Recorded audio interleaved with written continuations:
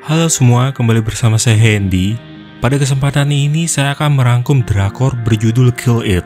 Drama ini berkisah tentang pembunuh bayaran bernama So Hyun yang juga berprofesi sebagai dokter hewan.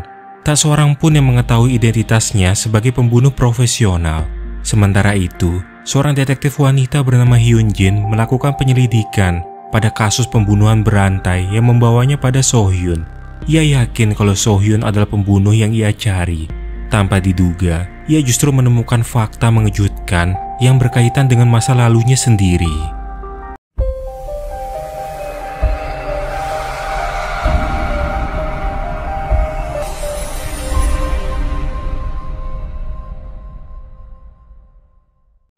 Sedari kecil, So Hyun dilatih untuk menjadi pembunuh profesional. Kabarnya, ayahnya ingin membunuhnya. Ia hilang ingatan dan ditelantarkan. Kemudian seorang pria bernama Pavel menampungnya. Namun Pavel memperlakukan So Hyun seperti anjing yang dibuang demi menjadikan dia seorang pembunuh berdarah dingin. Secara diam-diam, So Hyun sering mencari informasi tentang masa lalunya. Satu-satunya yang ia miliki hanya selembar foto yang memperlihatkan teman masa kecilnya. Tapi Pavel selalu menghalangi So Hyun, sebab ia khawatir mereka akan menemukannya. Jadi ia meminta So Hyun bersikap bijak.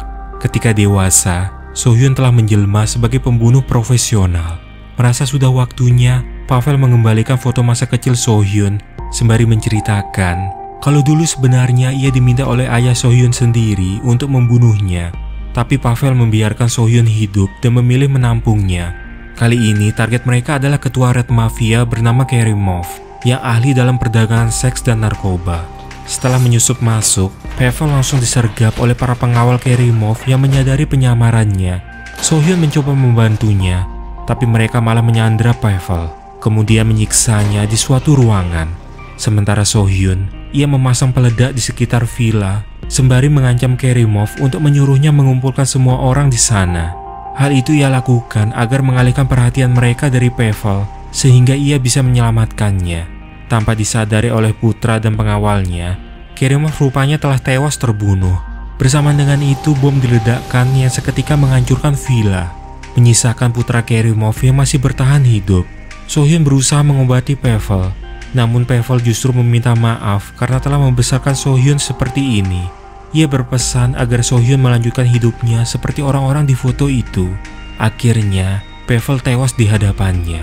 Walau mereka tidak sedarah, So Hyun sudah menganggap Pavel sebagai keluarganya.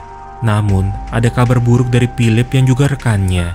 Ia diberi info kalau sekarang Red Mafia sedang mengincarnya. Ia berhasil lolos setelah kabur melalui pintu belakang. Philip menjelaskan kalau ada kliennya yang bisa membantu So Hyun menguak masa lalunya melalui setiap foto yang akan diberikan. Ada 6 target, dan foto lain akan diberikan setiap kali So Hyun melenyapkan target tersebut. 2 tahun kemudian, ada seorang pria yang akan memburu rusa.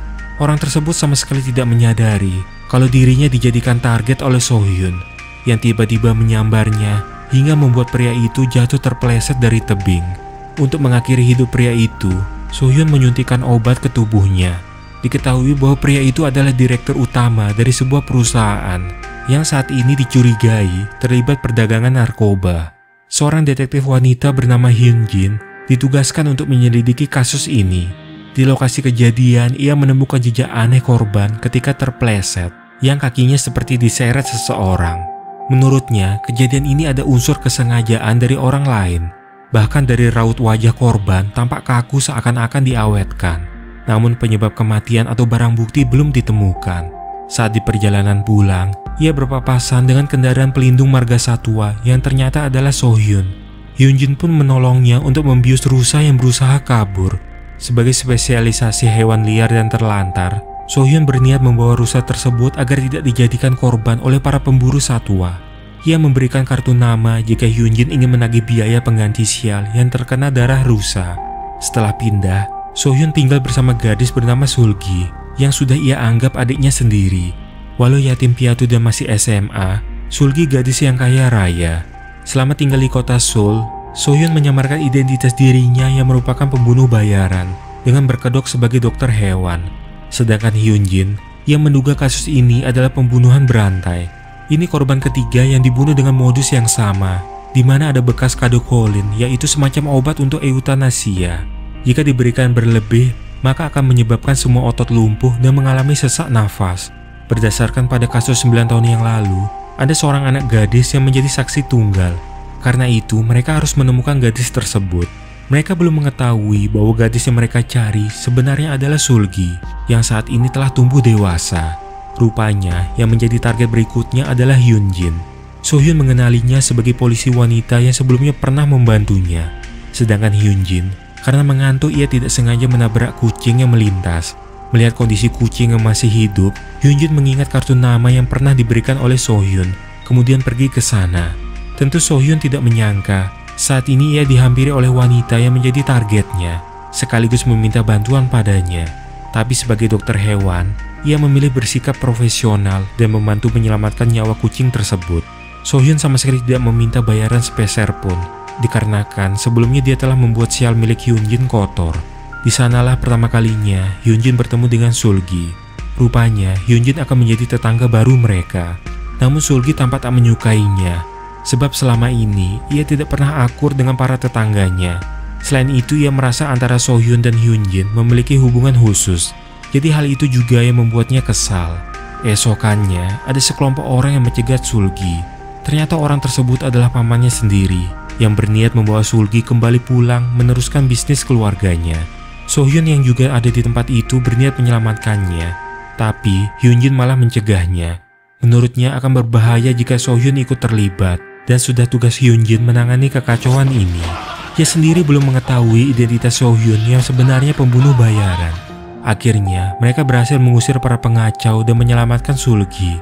Tapi Hyunjin ingin tahu apa hubungan antara So-hyun dan Sulgi selaku pemilik gedung ini.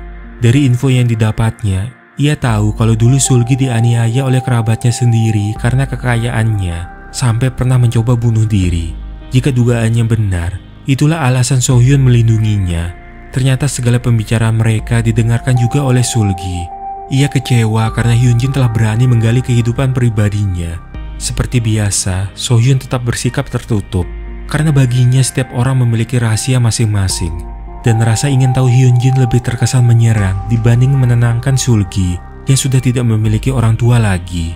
Keesokannya tim kepolisian menduga ada aktivitas ilegal di sebuah bangunan yang dilakukan oleh geng tunnel. Karena itu dengan memutus jaringan komunikasi, Hyunjin mencoba menyusup masuk dengan menyamar sebagai teknisi jaringan. Tapi mereka tak menduga kalau orang di balik sindikat itu adalah mafia Rusia Kerimov. Kedatangannya ke Korea tentu saja untuk membalaskan dendamnya pada So-hyun. Di dalam ia menculik dan menyandera para gadis. Hyunjin tak bisa menghindar lagi karena ia dianggap mengetahui perbuatan ilegal mereka. Rupanya dari lantai atas So-hyun juga menyusup masuk ke sana. Ia berniat menyerangnya lebih dulu sebelum Kerimov menemukan dirinya. Sedangkan Hyunjin yang telah terkupung oleh para pengawal berusaha melindungi diri. Di saat ia terdesak, tiba-tiba So-hyun menolongnya. Perhatian para mafia jadi teralihkan yang memilih memburu So-hyun. Sementara Hyunjin, ia terus mengejar Kerimov yang mencoba melarikan diri.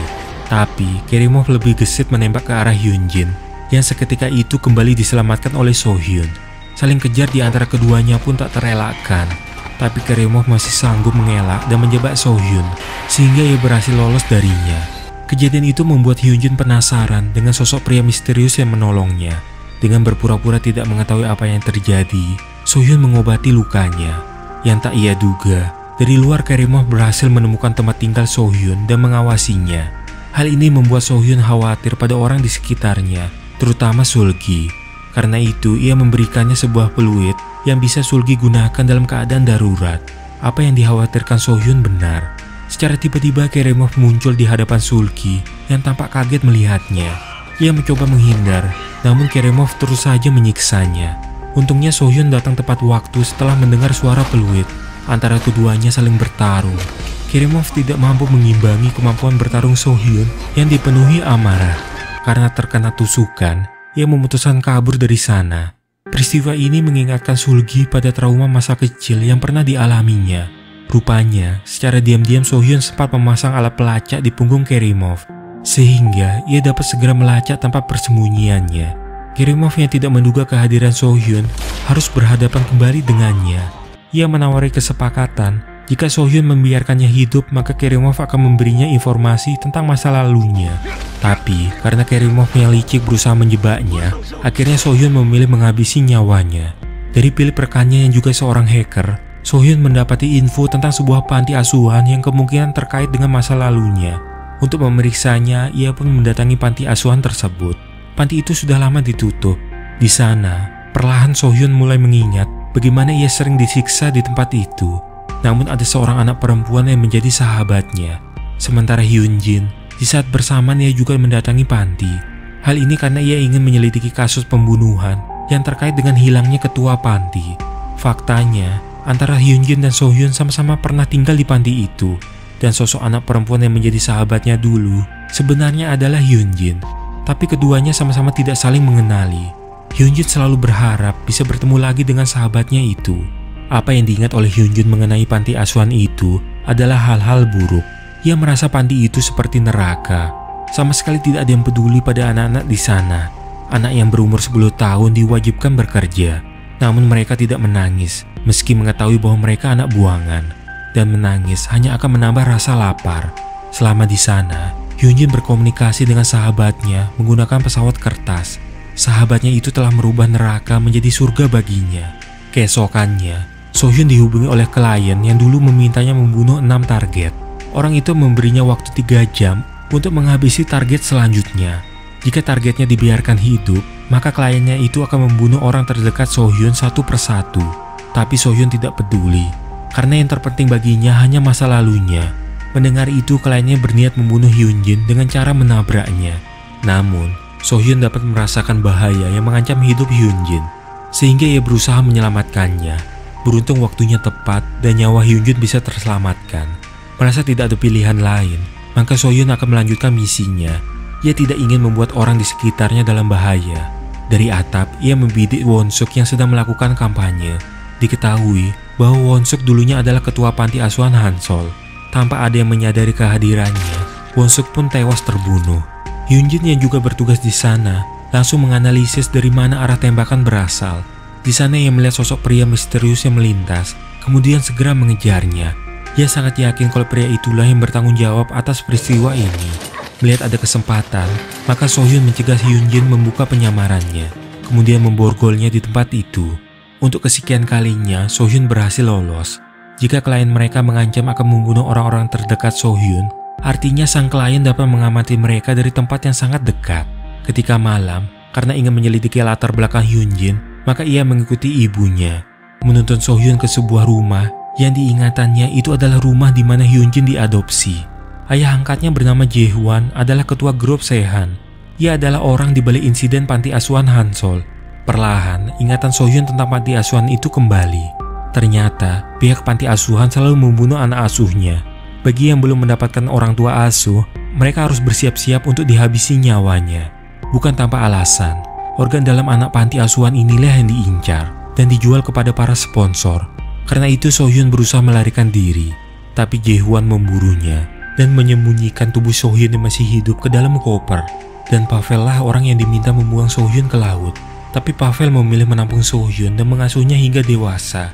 Jika Jae-hwan memang ayah kandung Sohyun, maka orang di foto itu adalah kakak dan ibunya.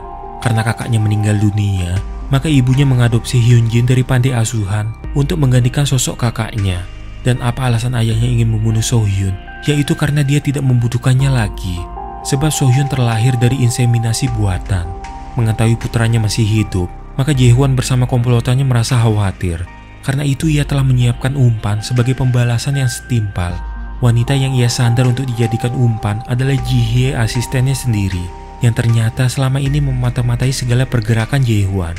Dan orang yang mengutusnya adalah Profesor Ko, yaitu klien yang menyewa Sohyun membunuh 6 targetnya. Mengetahui hidup Ji-hye dalam bahaya, maka ia mengirim Sohyun ke lokasi penyanderaan. Yang tak diduga, ternyata Hyunji juga datang ke tempat itu setelah mendapat info mengenai kerangka anak kecil yang ditemukan di panti asuhan Hansol. Ia langsung menghubungi Sohyun karena melihat mobilnya di sana. Sohyun beralasan kalau ia sedang mencari anjing terlantar di sana. Namun tiba-tiba, Hyunjin diserang oleh para pengawal Jae-hwan. Seorang diri ia berusaha menghadapi mereka.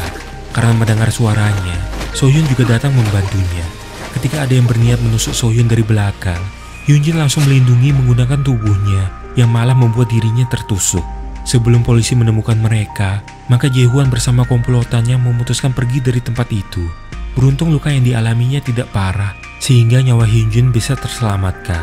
Setelah memeriksa kamar Hyunjin, So-hyun menemukan nama Profesor Ko.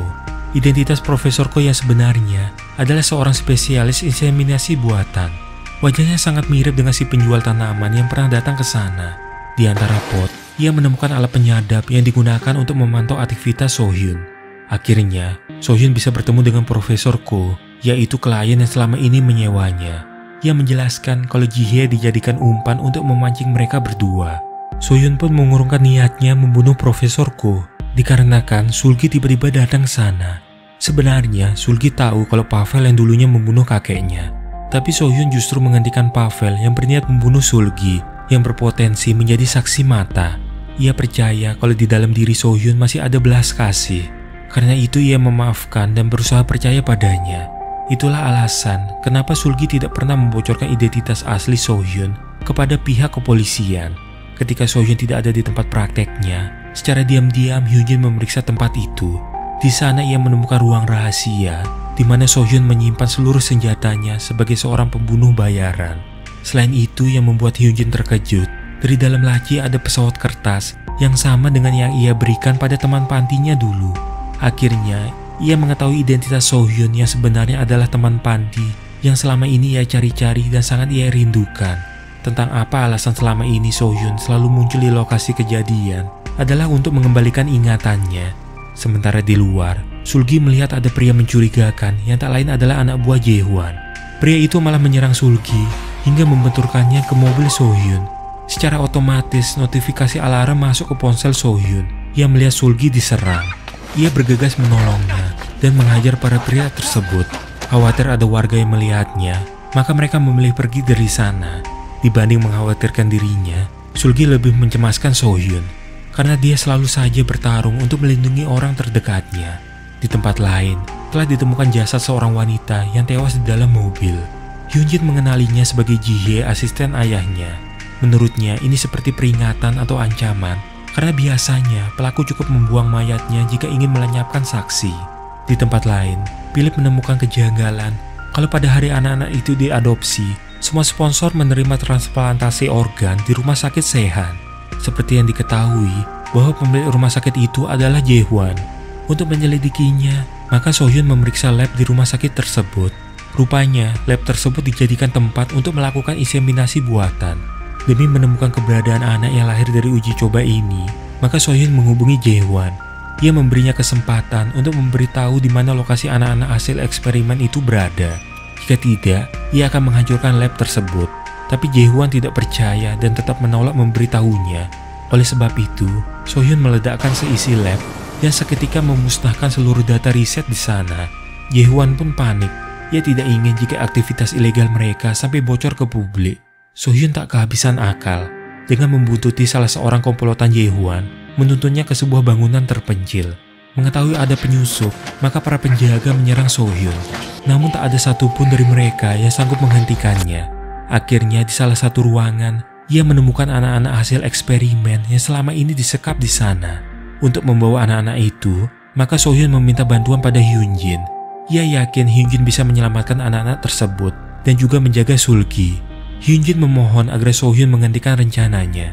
Ia tahu perbuatan ayahnya di masa lalu dan berjanji akan membuatnya menebus segala dosa-dosanya. Tapi menurut So-hyun, ayahnya tidak berhak dimaafkan. Dan jika dibiarkan, maka kejahatannya tidak akan berakhir. Tugas terakhirnya adalah memastikan tidak ada lagi anak-anak yang terlahir hanya untuk dibunuh. Kini So-hyun menjadi buronan, dan tempat prakteknya juga digeledah oleh polisi. Keesokannya, Hyunjin mendatangi ayahnya untuk menangkapnya atas tuduhan jual beli organ, penganiayaan anak, dan pembunuhan. Selama diinterogasi, Jae-hwan sama sekali tidak mengakui segala kejahatannya. Ia menganggap semua bukti itu palsu. Sedangkan So-hyun, ia mendatangi Profesor Ko. Menurutnya, percuma jika Jae-hwan ditangkap. Sebagaimana peristiwa 19 tahun yang lalu, pemeriksaan oleh kejaksaan hanyalah formalitas. Ia pasti akan dibebaskan dan membunuh anak-anak lagi. Jika Jae-hwan tidak mati, maka kejahatannya tidak akan berhenti sampai tujuannya tercapai. Menyadari kehadiran polisi, Profesor Ko menyuruh Sohyun kabur melalui pintu rahasia di balik pohon. Ia melakukan ini bukan untuk Sohyun, melainkan demi menyelamatkan hidup anak-anak itu. Akhirnya, Profesor Ko membiarkan dirinya ditangkap pihak kepolisian. Sohyun tidak yakin hidupnya bisa kembali seperti dulu.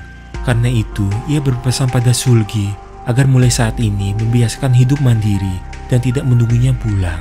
Sesuai dugaan, walau bukti yang dikumpulkan Hyunjin sangat memberatkan, pengadilan menolak pengajuan surat penahanan dan Jae-hwan akhirnya dibebaskan. Hal ini membuktikan bahwa Jae-hwan kebal hukum meskipun ia telah membunuh banyak orang. Sohyun yang mengetahui berita itu segera bertindak. Ia menyerang tempat Jae-hwan berada saat ini yang dijaga ketat oleh begitu banyak pengawalnya. Namun Philip yang ikut membantunya harus tewas setelah melindungi Sohyun dari tembakan. Dengan dipenuhi amarah, Sohyun berniat membalaskan kematian Philip. Ia berhadapan dengan orang kepercayaan Jae-hwan yang dulunya juga telah membunuh anak-anak panti. Sohyun tidak memberinya kesempatan untuk bangkit, hingga membuatnya tak sadarkan diri. Yang tersisa hanyalah Jae-hwan seorang. Tanpa basa-basi, Sohyun langsung menembaknya. Jae-hwan berusaha membujuk Sohyun untuk tidak membunuhnya dengan menawarinya semua yang ia miliki. Namun Sohyun yang mendengar itu semakin marah. Sebab jika sebegitu inginnya Jae-hwan hidup, lalu kenapa ia tidak pernah sedikit pun memikirkan anak-anak yang telah ia bunuh? Sementara Hyunjin yang baru tiba di sana merasa terkejut melihat para pengawal dan juga Philip yang telah tewas terbunuh. Ia mencoba menghentikan Sohyun dan mengatakan kalau membunuh Jae-hwan bukanlah solusi. Tapi menurut Sohyun, jika dia tidak membunuhnya sekarang, maka Jae-hwan akan terhindar dari hukum lagi. Dan nyawa anak-anak malang itu akan kembali terancam. Karena itu ia harus mengakhirinya. Beberapa saat kemudian, pihak kepolisian dan tim khusus juga tiba di sana. Hyunjin tidak menyerah untuk membujuk Sohyun menjatuhkan senjatanya. Sebab ia tahu apa alasan Sohyun melakukan semua ini. Namun Sohyun sadar kalau dirinya tidak bisa mundur lagi. Dan baginya, manusia berhati iblis seperti Jae-hwan tidak pantas hidup di dunia ini. Dengan satu tembakan, ia mengakhiri hidup Jae-hwan. Bersamaan dengan itu, tim khusus juga menghujani Sohyun dengan tembakan. Sejak awal, Sohyun bisa merasakan bagaimana akhir dari hidupnya. Baginya, kesempatan ini tak akan datang untuk yang kedua kalinya. Jika ia mengabaikannya, maka hidup dari orang-orang yang sangat ia sayangi akan terancam. Sudah merupakan tanggung jawabnya untuk melindungi mereka, sekaligus menebus segala kesalahannya di masa lalu. Tidak akan ada lagi anak-anak malang yang dilahirkan hanya untuk dikorbankan. Kematian Sohyun di hadapannya meninggalkan kesedihan mendalam pada Hyunjin yang tidak rela kehilangan sosok pria yang begitu berarti dalam hidupnya.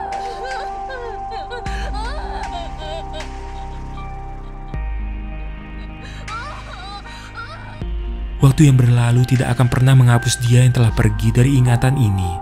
Mungkin benar, salah satu bentuk dari mencintai adalah merelakan ia pergi. Hargai setiap hal-hal kecil yang terdekat dengan hatimu. Rangkul mereka seperti sama berharganya dengan hidupmu. Karena tanpa mereka hidup, segala pengorbanan akan sia-sia. Ada masa depan yang cerah telah menanti mereka di hari esok. Sekian alur cerita drakor Kill It ini berakhir. Semoga bermanfaat untuk kalian. Dan sampai jumpa di kesempatan lainnya.